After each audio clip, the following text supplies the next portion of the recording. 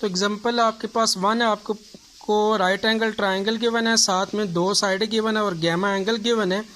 अब gamma angle आप लेते हो वर्टेक्स सी के अलांग, ठीक है। तो वर्टेक्स सी फिर आपका इधर होगा क्योंकि इधर 90 डिग्री बन रहा है, तो इसके अलांग गैमा एंगल ए आपके अपोजिट साइड ए 15, बी के अपोजिट साइड बी, सी के opposite side C is equal to क्या आ जाएगा साइन 17, और एक एंगल आपको गैमा गिवन है 90।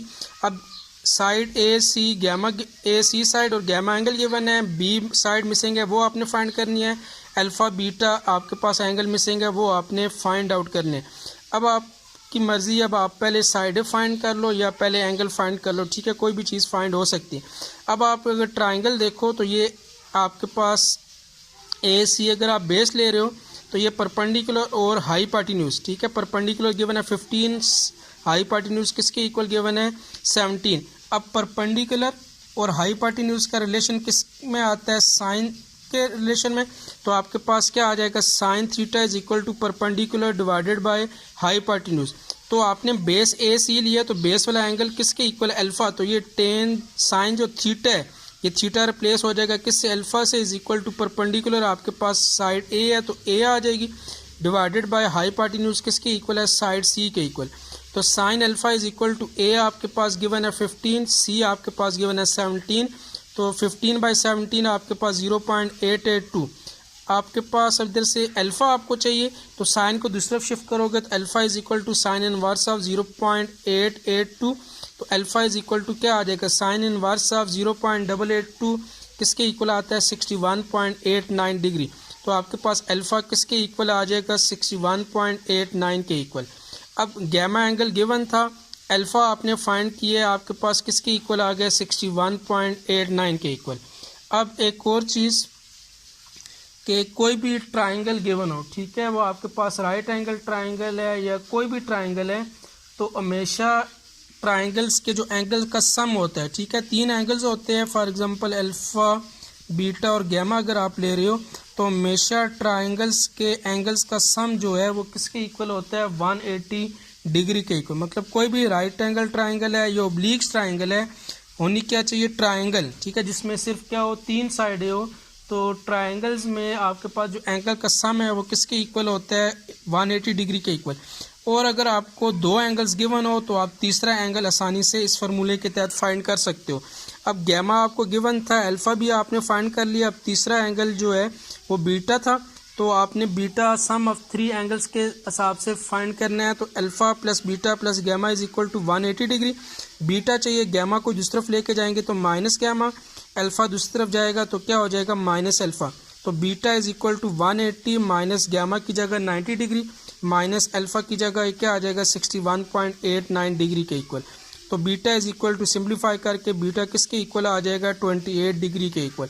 अब आपके पास ये जो तीनों एंगल्स है ये फाइंड हो गए, ठीक है। गैमा एंगल आपको 90 गिवन था, अल्फ़ा आपने फाइंड किया 61.89 और बीटा किसके इक्वल आ गया 28.11 डिग्री के इक्वल। अब बाकी जो चीज़ बच जाती है वो 1-2 साइडें तो गिवन है और एक साइड जो मिसिंग है वो आपने फाइंड आउट करनी है। एंगल में जो बाकी एक साइड बच जाती है साइड बी, वो आपने फाइंड आउट करनी है, ठीक है। अब जो आपके पास ट्राइंगल थी, ट्राइंगल ए बी सी, इसमें आपने अल्फ़ा बीटा गैमा तीनों एंगल फाइंड कर लिया। साइड ए 15 की बनती, साइड सी 17 के इक्वल। अब आप ये जो साइड बी है ये आप दो मेथड से सॉल्व कर सकते। एक तो ये है कि एक चीज़ आपने याद रखनी है, अगर ट्राइंगल जो है वो राइट एंगल ट्राइंगल हो तो उधर आपके पास पाइथागोरस थ्योरम भी यूज़ हो सकता है। पाइथागोरस थ्योरम आपके पास किसके इक्वल होता है कि हाईपार्टिन्यूज का जो स्क्वायर है वो इक्वल होता है बेस के स्क्वायर प्लस परपेंडिकुलर के स्क्वायर के इक्वल। अब हाईपार्टिन्यूज इधर क्या है 17 का स्क्वायर आ जाएगा is equal to base B है बी स्क्वायर, वो आपने फाइंड आउट करना होगा बी,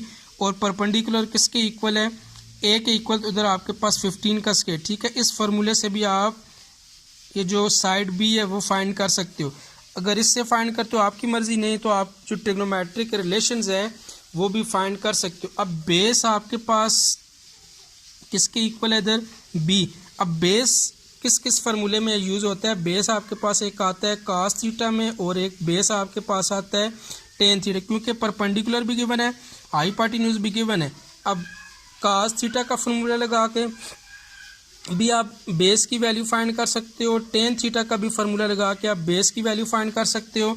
पाइथागोरस थ्योरम लगा के भी आप बेस की वैल्यू फाइंड कर सकते हो, क्योंकि जब इधर आप फार्मूला लगाओगे ना कास थीटा, तो थीटा की जगह बेस वाला एंगल जो आपको गिवन था आपके पास जो 61.89 डिग्री वो आ जाएगा।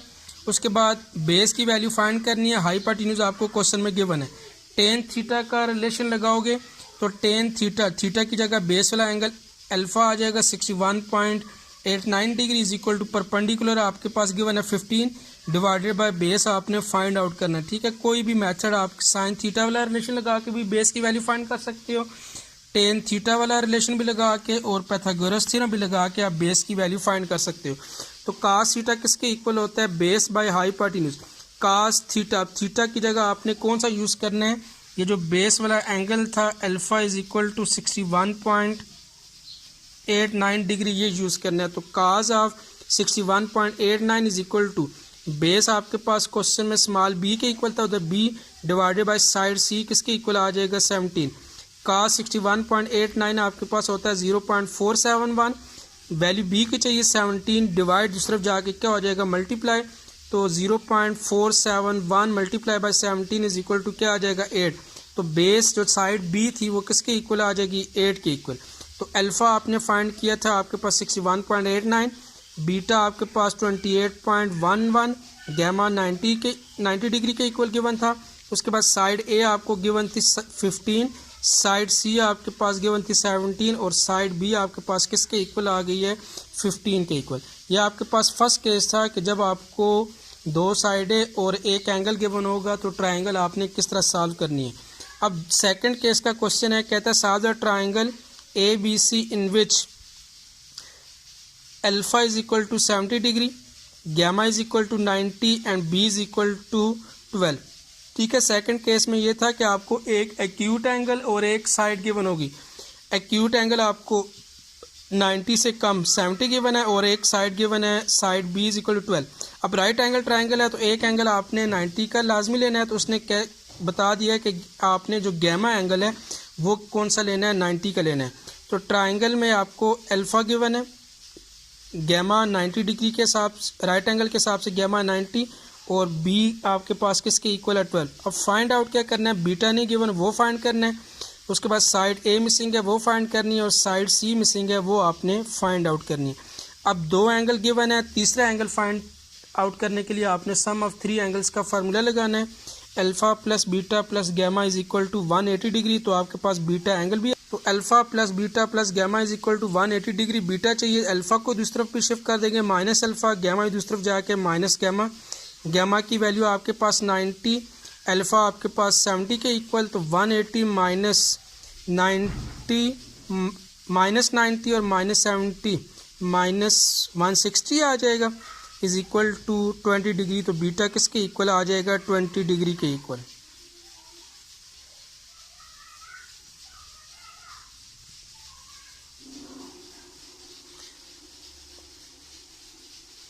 अब आपने ठीक है फाइंड करनी है जो साइडें आपके पास मिसिंग है वो साइड्स आपने फाइंड आउट करनी है। ठीक है, अब साइड ए मिसिंग है और साइड आपके पास सी मिसिंग है वो आपने फाइंड करनी है। अब आपके पास जो ट्रायंगल है, ठीक है, इस ट्रायंगल में अगर आप देखो तो आपके पास ये तीनों एंगल आ गए, तीनों अल्फा बीटा गैमा।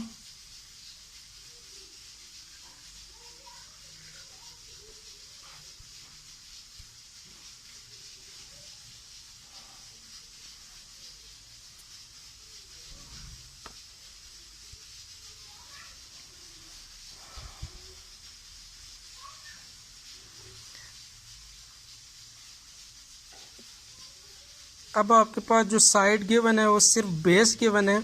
अब आपने फाइंड करनी है साइड ए और साइड सी आपने फाइंड आउट करनी है। अब आपने रिलेशन वो यूज़ करना है जिसमें आपके पास क्या हो बेस हो, क्योंकि बेस गिवन है। अब बेस का रिलेशन आपके पास कास थीटा में भी आता है और टेन थीटा। ठीक है, कास और टेन थीटा का कोई भी रिलेशन लगा के आपने जो बाकी दो मिसिंग साइड है, ठीक है, या ए साइड आ जाएगी या साइड सी। ठीक, अगर आप टेन थीटा वाला फार्मूला लगाओगे तो परपेंडिकुलर ए की वैल्यू आ जाएगी और अगर आप cos थीटा का रिलेशन लगाओगे तो आपके पास हाइपोटेन्यूज जो साइड सी है उसकी वैल्यू आ जाएगी। तो टेन थीटा आपके पास किसके इक्वल आ जाएगा, परपेंडिकुलर डिवाइडेड बाय बेस। तो टेन थीटा, तो एंगल आपने बेस वाला यूज़ करना है, तो tan of alpha is equal to perpendicular given था साइड ए के इक्वल और बेस आपके पास गिवन है बी। अल्फा आपके पास 70 डिग्री, साइड ए फाइंड करनी है, बी आपको गिवन है 12 के इक्वल। टेन 70 आपके पास 2.747 is equal to A divided by क्या आ जाएगा 12।